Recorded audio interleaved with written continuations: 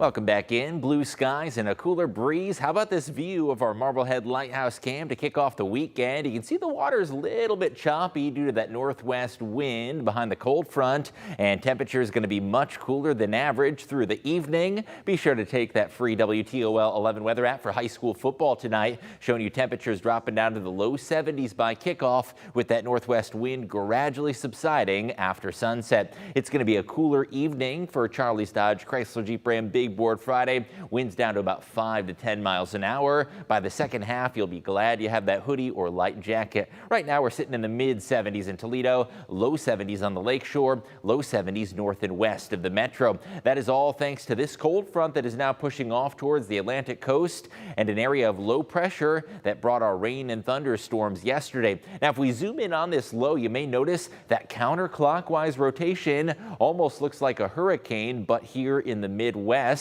And speaking of hurricanes, we have our eyes on the tropic, where a stronger area of rotation has produced a major hurricane. Here's the latest on Hillary. Right now it is a Category 4 with wind speeds of 130 miles an hour. Now, just about an hour ago, the winds were coming in at 140. So we have noticed the slight weakening and also a slight rise in pressure. And that indicates that Hillary is likely to demote to a Category 3 later on tonight. The trajectory on this one still takes it on the western periphery of the Baja Peninsula, eventually making its way to Southern California, inundating it with rainfall. I'll have more coming up in just a few minutes on the tropics. Our weather here at home going to be sunny and nice for tomorrow. It is going to be a cool, crisp morning, turning milder in the afternoon. 83 with low humidity. We crank up the heat and humidity Sunday as temperatures surge to 90 degrees. It'll be quite the weekend of temperature swings, to say the least. Tonight, 70s at kickoff, drop into the 60s after dark. When you wake up, it's going to be a bit chilly. In fact, some spots west of Toledo,